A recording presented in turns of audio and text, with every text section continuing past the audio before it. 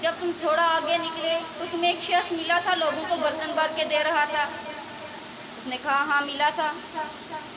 کہنے لگا وہ جو مرد تھا وہ لوگوں کو برتن تو بھر کے دے رہا تھا, اس کا اپنا برتن خالی تھا؟ کہنے لگا ہاں اس کا برتن خالی تھا.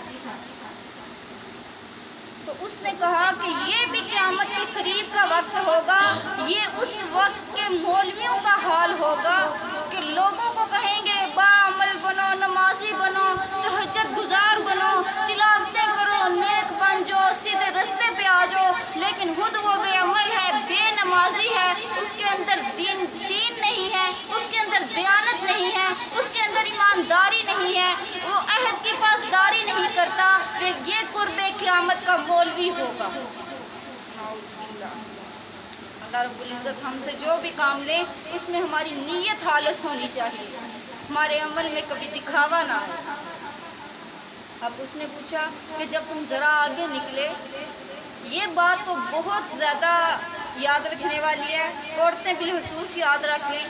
آج جو عورتیں عمران خان کے لیے جا کے گالیاں کھاتی ہیں نا, کوئی نواز شریف کے لیے لڑ رہی ہے, کوئی عمران خان کے لیے لڑ رہی ہے, مرد دوپٹے کھینچ رہے ہیں, مرد گالیاں دے رہے ہیں, نعوذ باللہ. وہ تو میں نے نیٹ کھول لیا ایک دن تو میں نے سنا وہ لڑکی عمران خان کے لیے لڑ رہی ہے اور اب آپ سب تو عورتیں بیٹھی ہوئی ہیں اور مرد اسے کہتے ہیں کہ میں تیرے منہ پہ جتی مارنی ہے. اس نے نہیں, اس کی ماں کو گالیاں دے رہے, تم اس کی بچی ہو, تم اس کی بچی ہو. اور وہ عمران خان کیا ہے, ہمارا باپ ہے, کوئی دادا ہے, یا ہمارا بھائی ہے جس کے لیے ہم نے والدین کی عزتوں کو بھی ہاتھ میں ملا دیا. یہ عورتوں کے لیے بات ہے, ہمارا کوئی نہیں ہے. ہم جب مریں گے نا, ہم نے عمران خان کو بھی اپنے ساتھ جہنم میں لے جانا ہے, اگرچہ اس پہ کچھ اعمال جنت والے ہوں. یہ ہم عورتوں کے قصور ہیں. تو اس نے کہا کہ تمہیں ایک بچہ ملا تھا جو ہڈیوں کا ڈھانچہ تھا؟ کہا ہاں ملا تھا. کہا وہ کیا کہہ رہا تھا؟ یہی کہہ رہا تھا نا کہ میں کچھ کھاتا نہیں ہوں, کچھ پیتا نہیں ہوں, اور 100 بکری کا اس نے دودھ پی لیا تھا. کہنے لگا ہاں ایسا ہوا تھا. تو اس نے کیا کہا, یہ قرب قیامت کے حکمراں ہوں گے, یہ قرب قیامت کے حکمراں ہوں گے, زمینیں لے لیں گے, جائیداد لے لیں گے, پیسہ لوٹ لیں گے, عوام کو غریب کر دیں گے, عوام کو بھکاری بنا دیں گے, اور ساتھ کہتے جائیں گے ہم نے کچھ نہیں کیا, ہم نے کچھ نہیں لیا. یہ قرب قیامت کے حکمراں ہوں گے. یہ میں نہیں کہہ رہی, یہ قرآن کہہ رہا ہے. تفسیر ابن کثیر 4 جلد, آپ لوگ خود مطالعہ کیجئے گا, یہ میری بات نہیں ہے. میں آج حکمرانوں کو برا نہیں کہہ رہی. 1400 سال پہلے قرآن اترا تھا اور بتایا گیا تھا قرب قیامت کے حکمراں ایسے ہیں. نوٹ کیا کیا آپ لوگوں نے؟ تفسیر ابن کثیر اور جلد نمبر 4. کبھی مطالعہ کیجئے گا کھول کے. اس نے کہا پھر تم تھوڑا آگے بڑھے تو تم نے پھولوں والا درخت دیکھا تھا؟ کہنے لگا ہاں دیکھا تھا. کہا تو جب تم پھول توڑنے لگے تو دوسرے درخت سے آواز آئی تھی مجھ سے توڑو, مجھ سے توڑو. کہا ہاں آئی تھی. کہنے لگا یہ قرب قیامت کی عورتیں ہوں گی, یعنی ہر گھر میں عورتیں زیادہ ہوں گی. جب کوئی رشتہ لینے ایک گھر سے آئے گا, ساتھ والا کہے گا اس کی بیٹی اچھی نہیں ہے تو میرے گھر سے رشتہ کرو, اس کی بیٹی اچھی نہیں ہے تو میرے گھر سے رشتہ کرو. جیسے آپ کہتے ہیں نہیں یہ اچھا نہیں پڑھاتی, آپ ہمارے پاس آ جائیں ہم پڑھائیں گے. یہ اچھا نہیں پڑھاتی, ہمارے پاس آ جائیں گے. خدا کے بندوں, توفیق, دین, دماغ اور ہدایت سب اللہ کے ہاتھ میں ہے, ہمارے ہاتھ میں کچھ نہیں ہے. اب اس نے کہا جب تم آگے بڑھے تم نے ایک شخص کو دیکھا, اس نے بیج بویا, فصل اگی, اس نے کاٹی اور گھر لے گیا. کہا ایسا ہی ہوا تھا. کہا اور یہ واحد وہ خوش نصیب بندہ ہوگا جس کے ہاتھ میں دین ہوگا, جس کے ذہن میں اللہ اور اس کا رسول ہوگا. وہ نیکی کرے گا, ادھر اللہ اسے صلہ دے رہے ہیں, ادھر وہ گناہوں سے بری ہو کے اپنے گھر جا رہے ہیں. اللہ رب العزت ہم سب کو اس خوش نصیب بندے کے ساتھ شامل کر. تو کہا پھر تم آگے نکلے تو ایک بندہ لیٹا ہوا تھا, کہہ رہا تھا میں چل نہیں سکتا, کوئی مجھے سہارا دو. کہا ہاں ایسا ہی ہوا. کہنے لگے وہ بندہ نہیں, قرب قیامت میں لوگوں کی جان ہوگی, مریض بنے، ہم عمل نہیں نہ کرتے، ہمارے دلوں کو ہماری روحوں کو زنگ لگ گیا، جیسے ذرا سا سہارا ملا اور روح دوڑ گئی۔ کہا وہ بندہ نہیں تھا دوڑا، جان نکل گئی تھی، وہ فوراً جان نکل گئی تھی، اور اتنی جلدی میں نکلی تھی کہ توبہ کا وقت نہیں ملا تھا۔ وہ بہت ڈر گیا، اس نے کہا میرا تعارف نہیں پوچھو گے کہ جو محل سے میں نکلا ہوں میں کون ہوں؟ کہا بتا دیں آپ کون۔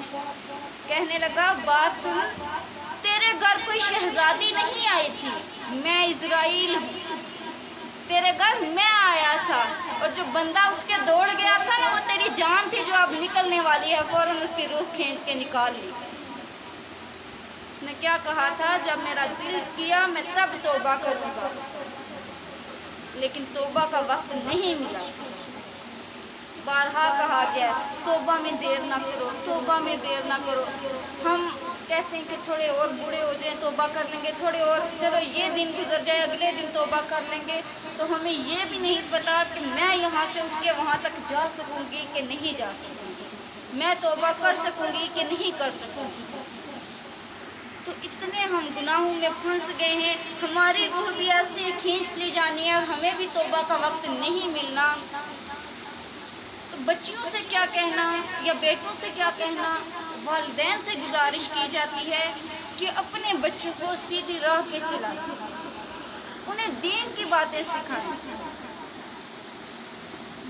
آپ صلی اللہ علیہ وسلم 1400 سال پہلے ایسے کوئی ہوا چلتی، کوئی طوفان سا آتا، کوئی اندھیرا آتا، ڈر جاتے، اپنی صحابہ سے کہتے کہ مجھے ڈر لگتا ہے کہ جیسے دجال آ گیا ہے، جیسے دجال آ گیا۔ بات ابھی کی نہیں، 1400 سال پہلے کی ہے، یعنی دجال کا اتنا ڈر تھا، اور ہم لوگ دجال کے بہت زیادہ قریب ہیں۔ ہمیں کوئی نہیں پتا آج دجال آ جائے، کل آ جائے، اور اتنا بڑا فتنہ ہے جس سے ہم لوگ تو بچ نہیں سکتے۔ ہمارے ایمان کو یقین جانے، ہمارے پاس ایمان ہے ہی نہیں۔ ایک تو ہوتا ہے نا ایمان کمزور ہے، ہمارے پاس ہے ہی کوئی۔ ہمیں نماز میں مچھر کاٹ لے تو ہم ہاتھ پاؤں ہلانے لگ جاتے ہیں۔ یہ کیسی نمازیں ہیں ہماری؟ ہم روزہ رکھتے ہیں، روزے اللہ نے دیے کہ تمہیں احساس ہو بھوک کیا ہے، پیاس کیا ہے، غریبوں کا درد کیا ہے، اور ماشاءاللہ سے رمضان میں چیزیں اور مہنگی ہو جاتی ہیں، غریب وہیں کے وہیں رہ جاتے ہیں۔ ہم صبح سے ٹھوس کے کھا لیتے ہیں کہ 2 دن بھی نہ کھائیں تو حرج کوئی نہیں ہے، ہمارے روزے ہیں، اور شام کو ہم اتنا کھاتے ہیں کہ پھر ہم سے مغرب کی نماز نہیں پڑھنی ہوتی۔ یہ ہمارے روزے، یہ ہماری نمازیں، کہاں گیا ہے ہمارا دین؟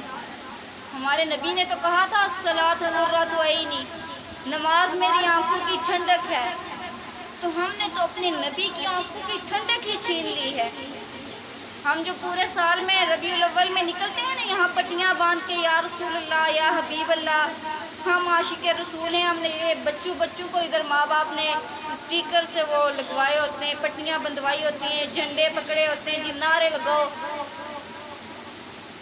کس نبی کے عاشق ہونے کا ہم دعویٰ کر رہے ہوتے ہیں جس نبی نے کہا تھا کہ اگر کعبہ گرا دو تو اتنا گناہ نہیں ہے، کعبہ گرا دو تو حرج اتنا نہیں ہے، اگر کسی مسلمان کا دل توڑ دو گے تو بہت زیادہ گناہ ہے۔ کسی مسلمان کو کوئی اور تکلیف نہیں دینا، دل توڑ دینا سے۔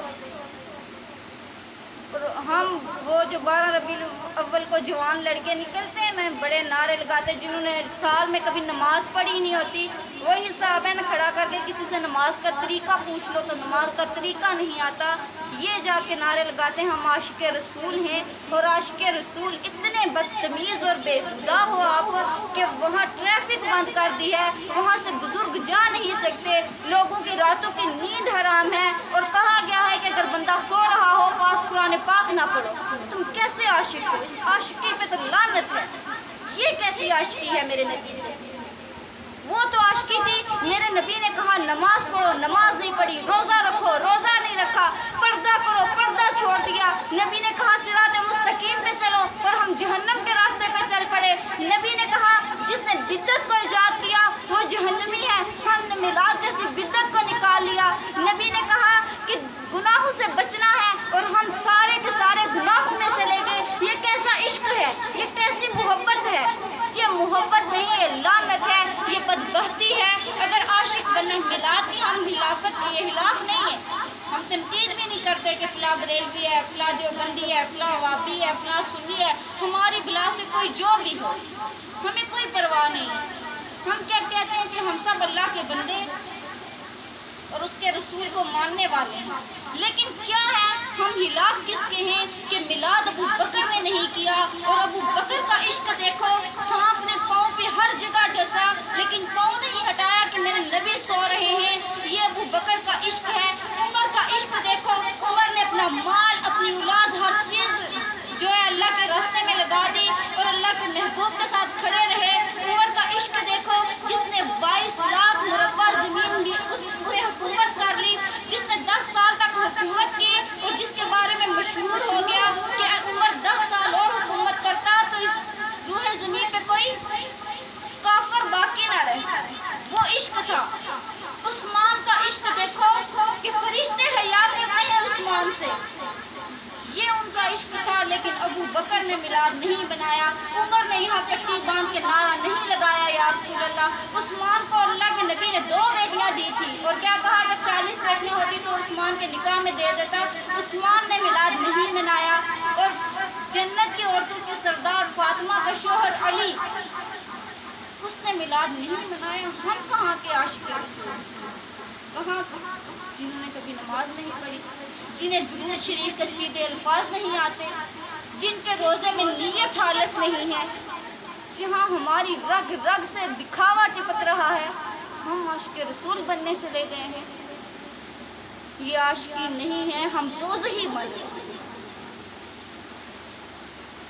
12 ربیع الاول ہی خوشی کا مہینہ کیوں ہے؟